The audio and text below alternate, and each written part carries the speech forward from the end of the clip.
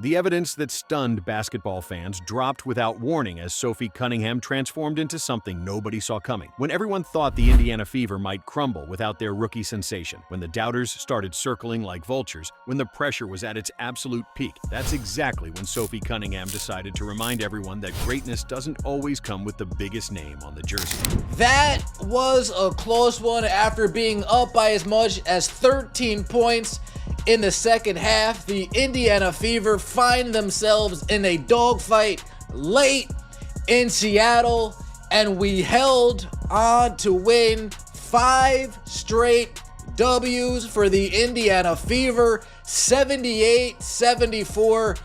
Man, that was a... What happened in Seattle wasn't just a basketball game. It was a statement performance that left the entire WNBA struggling to process what they had just witnessed. The Indiana Fever walked into Seattle carrying the weight of expectations and the burden of playing without their most talked-about player. Critics were sharpening their knives, ready to dissect every possession, every missed shot, every moment of hesitation. The narrative was already written in their minds. Without Clark, the Fever would fold like a house of cards in a hurricane. But Sophie Cunningham had other plans that involved turning the hardwood into her personal stage and delivering a masterclass in leadership that transcended statistics and highlight reels. The implications of this performance reach far beyond a single game, potentially reshaping how we view the Indiana Fever's championship aspirations and silencing critics who questioned if this team could compete at the highest level without their most publicized star.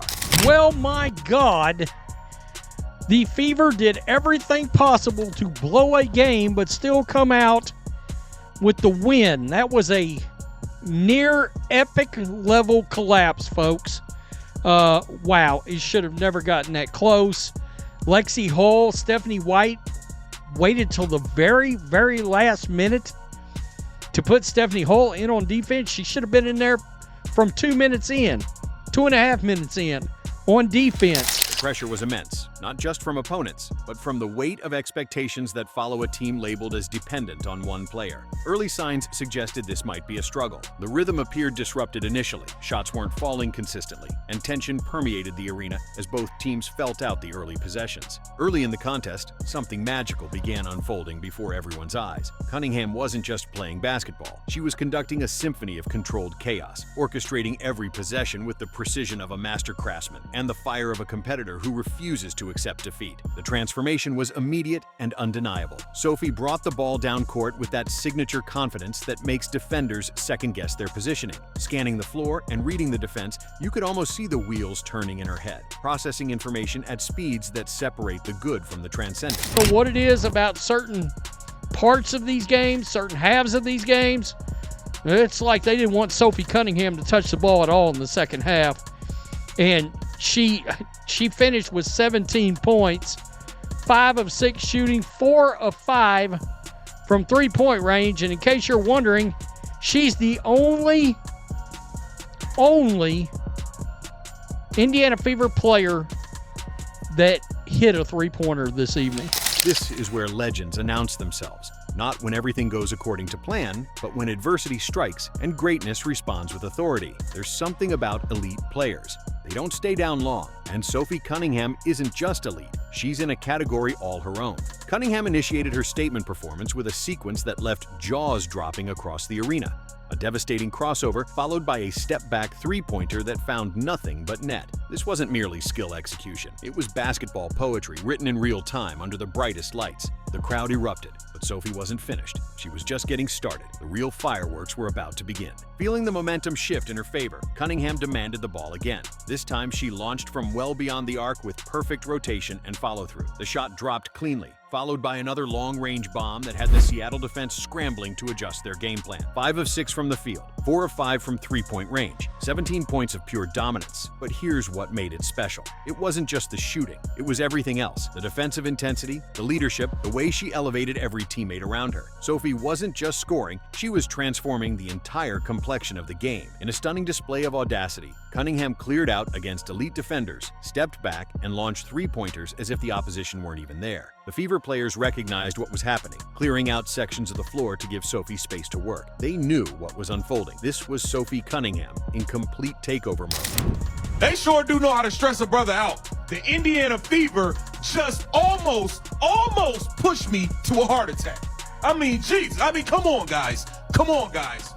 My goodness. My goodness, man. Woo-hoo-hoo-hoo.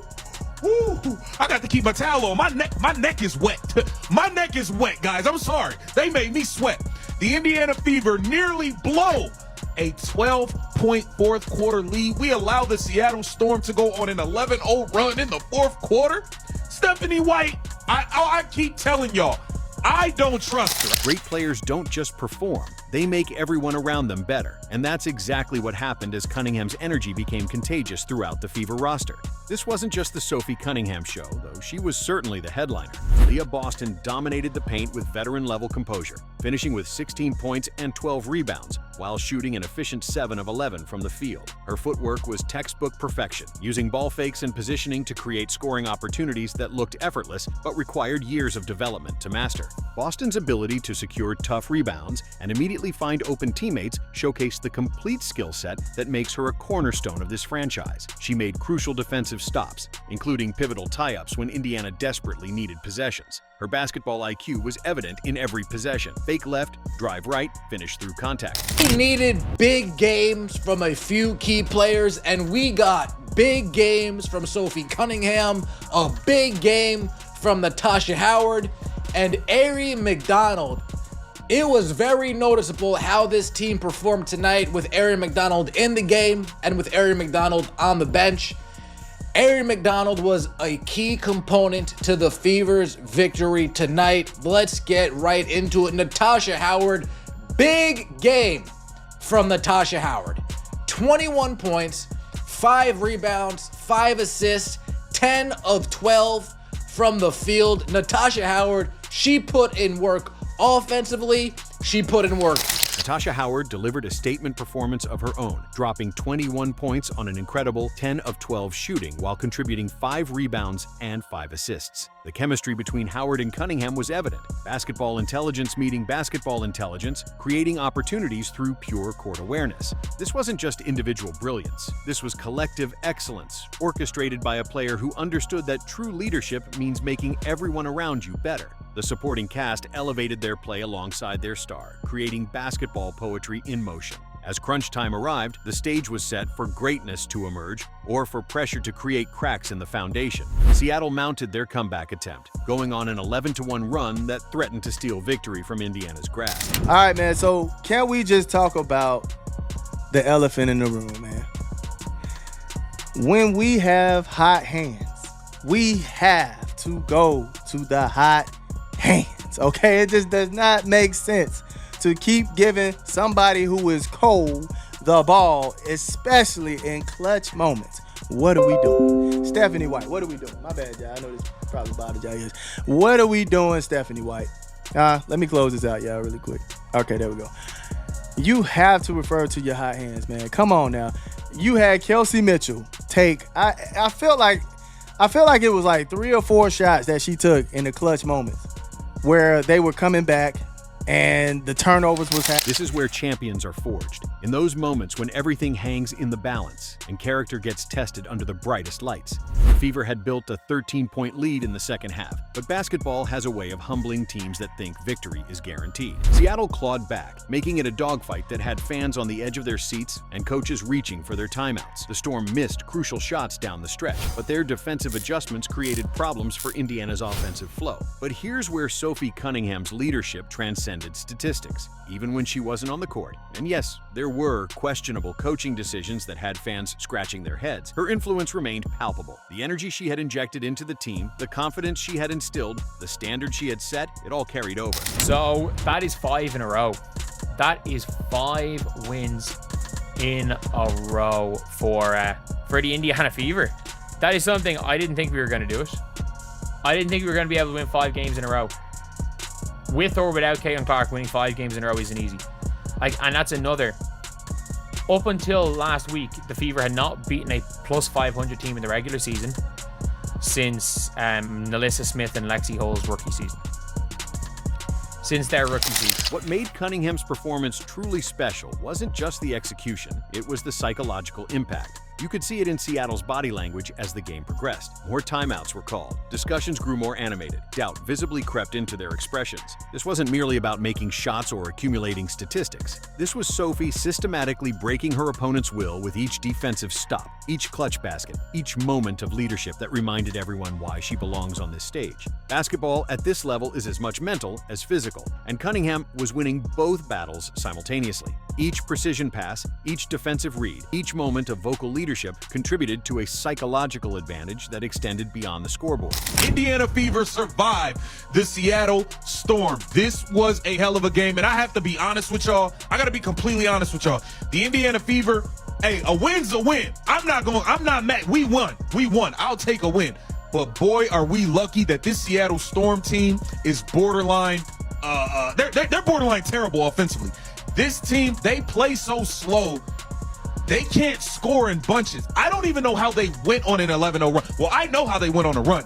My point is, they don't score quickly enough, easy enough to even go on major scoring swings like that. That's not how they play. They are a slow, methodical team, and they missed. Skylar Diggins missed 2 wide open threes. Erica Wheeler missed a wide open 3 in the corner. The crowd transformed from nervous energy to electric anticipation. Every time Cunningham touched the ball, the arena buzzed with possibility. This symbiotic relationship between player and audience created a feedback loop of energy that only materializes during truly special basketball moments. In her role as the emotional engine of this Fever squad, Cunningham displayed the kind of veteran savvy that typically takes years to develop. She managed different aspects of the game masterfully, early on functioning as the facilitator, finding open teammates, and maintaining offensive flow. When scoring became imperative, she transformed into a sniper, confidently launching from anywhere on the court. This adaptability, this chameleon-like ability to become whatever her team needs in any given moment, is the hallmark of transcendent players. She managed possessions wisely, prioritizing winning basketball over individual statistics, the hallmark distinction between good players and true champions. Veterans spend years developing this game management skill. Cunningham displays it naturally, showcasing maturity and situational awareness that separates her from talented players who haven't yet learned to harness their abilities toward the ultimate goal: winning. Let's address the elephant in the room. There were moments during this game when coaching decisions left fans and analysts scratching their heads. When you have a player shooting 4 of 5 from three-point range, when momentum is clearly on your side, when the hot hand is blazing, you ride that wave. Absolutely are like they're now well and truly up there with the best of them. They're looking like they're going to get into that 4-5 matchup no matter what. Like, if you look at the standings, they are 17 and 12. They're like a half a game back on the Phoenix Mercury. If the Phoenix Mercury somehow lose tonight, they go ahead of the Phoenix Mercury. They are an entire game ahead of the Seattle Storm, and they have the tiebreak over the Storm. If they win one of the last two against Phoenix Mercury, they have the tiebreak over the Mercury. Pulling Cunningham during crucial stretches of the fourth quarter was like turning off the electricity during a power surge. It defied conventional basketball wisdom and nearly cost Indiana a game they had controlled for significant stretches. The decision to bench the hottest player on the court during crunch time raised questions about game management and situational awareness. But here's what made Sophie's performance even more impressive. She didn't let questionable rotations affect her focus or energy. She stayed ready, stayed engaged, and when called upon, delivered exactly what her team needed. This mental toughness, this ability to maintain composure despite frustrating circumstances, speaks to her championship-level mentality. Beyond the statistics and highlight plays, Cunningham's impact manifested in ways that don't appear in box scores, but prove invaluable in high-pressure situations. Her vocal leadership, her defensive communication, her ability to celebrate teammates' successes. These intangibles create the foundation upon which championship teams are built. She pumps her fists, calls out defensive switches, and celebrates her teammates' buckets like she just hit the shot herself. That's the kind of unity money can't buy. And when you have a squad full of young, hungry talent like the Fever, someone like Cunningham becomes the blueprint, the rally point, the compass. We have a lot to discuss in this one. One thing being that the Indiana Fever has picked up their 5th consecutive straight win. This is their best record in over 10 years, and they have a chance to become second place in WNBA rankings. Yes, so all of the people that said that the Indiana Fever was out of contentions to winning the WNBA championships, I'm here to tell you, they all looking silly today. Championship teams need this blend of individual excellence and collective commitment. They need players who understand that personal success means nothing without team success. Players who embrace the responsibility of leadership, even when the spotlight isn't shining brightest. As the final buzzer sounded on Indiana's 78-74 victory, the message was clear. This Fever team isn't just surviving without their most publicized player. They're thriving. They're discovering new dimensions to their identity, new sources of strength, new reasons for optimism. Sophie Cunningham didn't just have a good game. She delivered a masterpiece that announced her arrival as a legitimate star in this league. The confidence, the clutch gene, the leadership, it was all on full display for anyone paying attention. The odd makers had picked the Indiana Fever to actually lose this game in Seattle. No one thought that they can go to Seattle and get a win on the road. And I'm here to tell you, it got shaky in the fourth quarter. So I'm happy that we kept our composure, even though Seattle went on an 11-0 run. We've been through situations like that, but at the end of the day, we just stayed together and we talked about it and we moved on to the next play. I also think it shows the growth that we've had as a team, because early in the season we were just so inconsistent, and if teams were to do that, we would normally lose those games. But it just shows that we're getting closer, we're trusting each other, and I think that's the biggest part, is trusting and knowing that we can win those games even if they go on runs. The evidence is undeniable. The verdict is clear. We are witnessing the emergence of a complete basketball team, and Sophie Cunningham just announced herself as one of its most important pieces. Thanks for watching, sports fans. If you like what you see, please smash that like button and subscribe. You want to be notified? Click the bell. See you in the next video. Now, let's go.